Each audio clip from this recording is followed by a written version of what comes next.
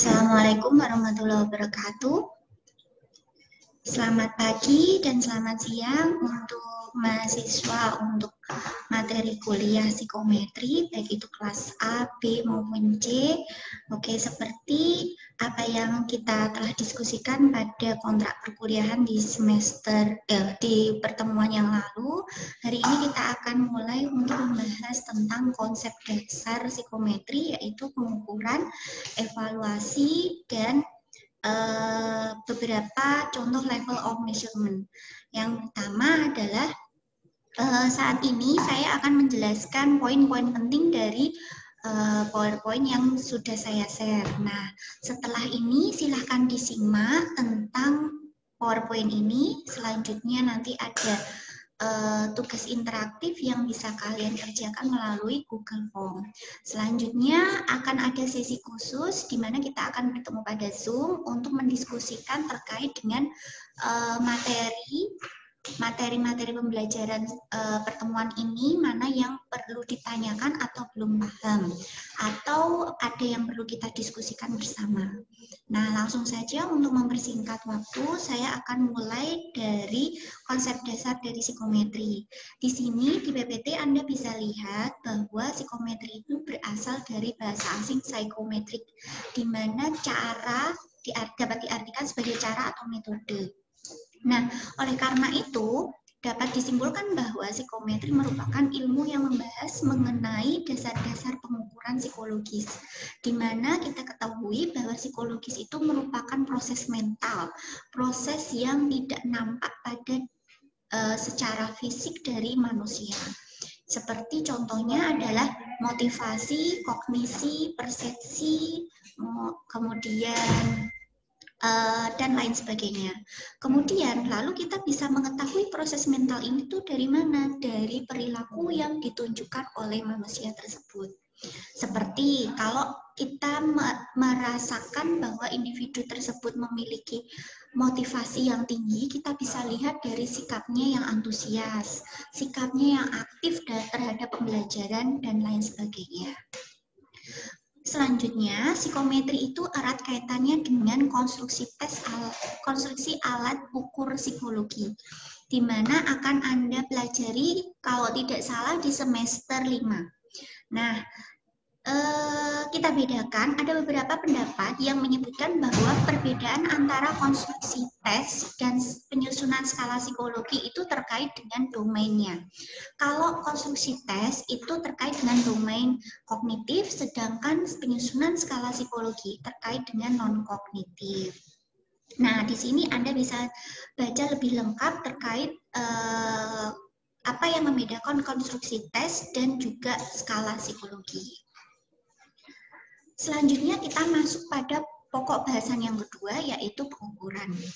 Pengukuran merupakan prosedur pemberian angka atau proses mengkuantifikasikan terhadap atribut atau variabel pada sepanjang kontinum. Habis ini nanti kita akan bahas mengenai apa sih kontinum itu.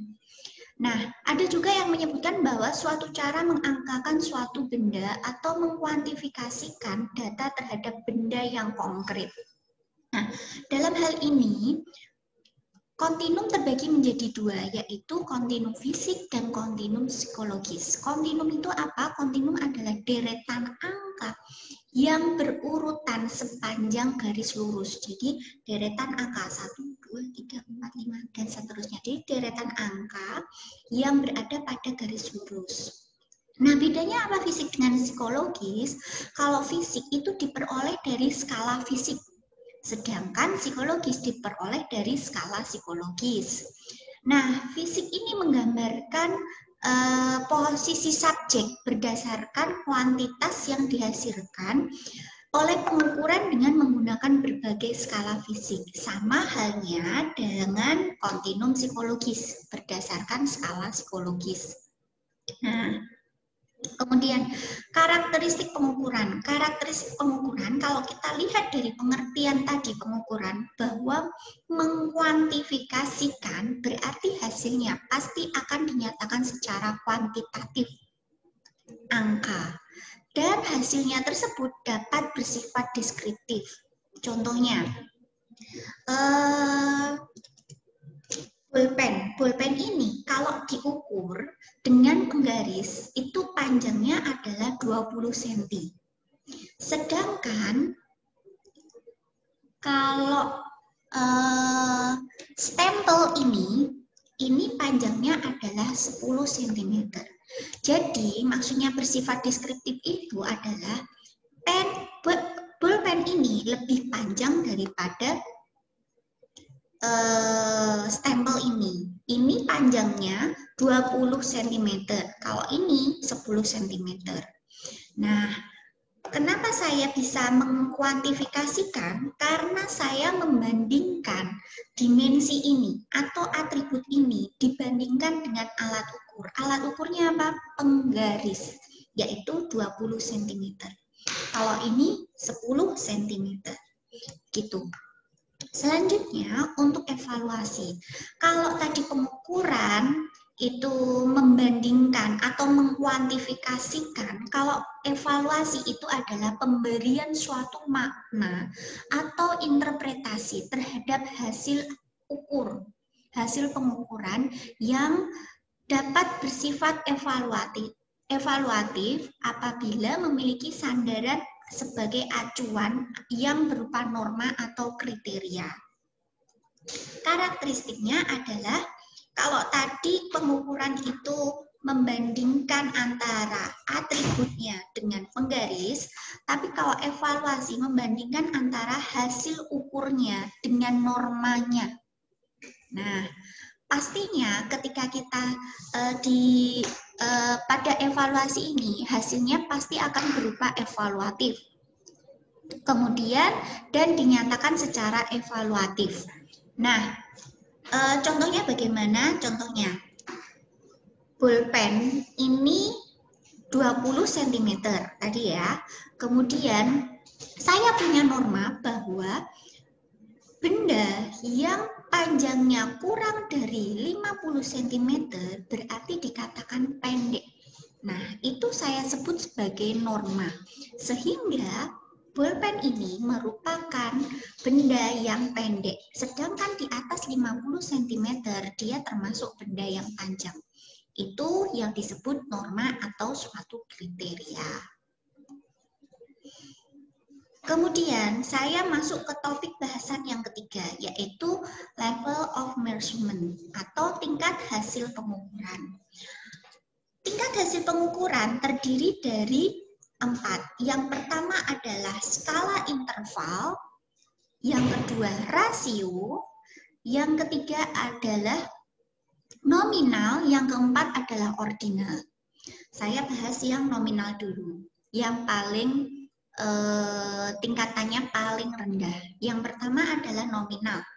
Ini berfungsi sebagai hanya identifikasi, klasifikasi, kategori. Contohnya adalah wanita. Wanita saya kasih tanda identifikasi 0. Tapi kalau laki-laki 1. Jadi wanita saya sendirikan, kasih tanda 0, 0, 0, 0. Atau pria 1, 1, 1 semuanya. Atau warna. Warna kalau misalkan warna hijau saya kasih tanda 1. Kuning 2 dan lain sebagainya. Nah, ada dalam skala nominal itu ada yang disebut ada istilah transformasi isomorfik, di mana perubahan angka ini tidak mengubah fungsi identifikasi dan kategorisasi objek. Misalkan ya, wanita tadi 0, laki-laki atau pria 1. Saya pengen ganti aja, kalau 0 itu kan kurang bagus ya, jadi saya ganti 1. Prianya 2. Nah, penggantian ini tidak mengubah fungsi identifikasi jenis kelamin tersebut. Nah, itu contohnya. Selanjutnya adalah skala ordinal. Skala ordinal ini berfungsi menunjukkan penjenjangan kualitatif tanpa melihat jarak masing-masing jenjang. Jadi, yang sering kita temui untuk skala ordinal itu adalah ranking kelas. Misalkan ya, kelas A ada yang namanya Ayu. Kelas A tersebut juga ada yang namanya Budi. Kelas A tadi juga ada yang namanya C. Ayu dapat nilai 70. Budi dapat nilai 85. Kemudian siapa ya jenenge C ya? Charlie dapat nilai 90. 70, 85, kemudian 90. Masing-masing jenjang, masing-masing anak ini jaraknya kan berbeda, selisihnya kan berbeda. Tapi kalau di ranking 1 Ayu, ranking 2 Budi, ranking 3 Charlie. Itu contoh dari ordinal. Nah, angka 0 ini tidak memiliki arti mutlak dan berlaku transformasi monotonik di mana perubahan angka tidak mengubah urutan objek. Jadi ranking kan diubah, misalkan dari saya pengen nilainya itu karena ada misalkan lagi ya, ada saya ubah nilainya, rankingnya jadi pertama ranking paling tinggi itu adalah 3 tertinggi, berarti Ayu, Budi, ranking 3 Ayu, ranking 1, ranking 2 Budi, ranking 3 Charlie. Nah, seperti itu. Tingkat yang ketiga adalah interval. Interval ini nilai nolnya tidak mutlak. Nah, karakteristik dari skala interval ini adalah hasil pengukuran ordinal yang memiliki jarak antar jenjang yang tetap selalu sama. Jadi antara satu jenjang 1, 2, 3, 4, 5. Jarak antara 1, 2 sama dengan 2, 3. 2, 3 sama dengan 3, 4. Dan begitu seterusnya. Pada skala interval ini berlaku transformasi linier, yaitu transformasi angka dengan persamaan garis lurus yang dirumuskan sebagai Y sama dengan A plus B X kuadrat. Begitu. Selanjutnya adalah skala rasio.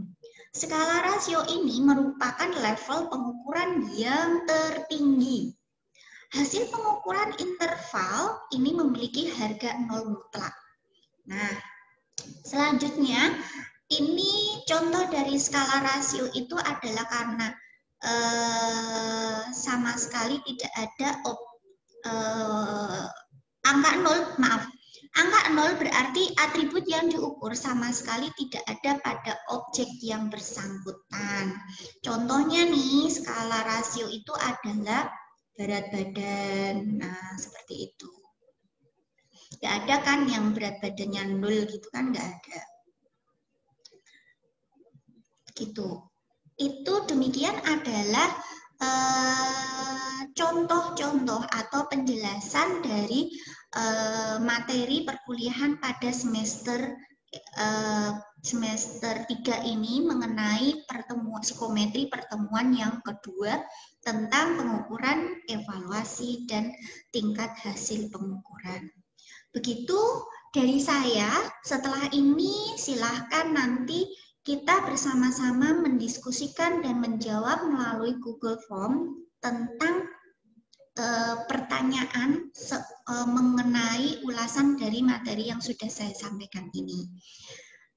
Oke, terima kasih atas perhatiannya. Mohon maaf apabila ada salah kata. Semoga kita semua diberikan kesehatan dan selalu dilindungi Allah Subhanahu wa Ta'ala dimanapun kita berada. Amin. Oke, sampai jumpa lagi untuk video pembelajaran yang selanjutnya. Terima kasih. Wassalamualaikum warahmatullahi wabarakatuh.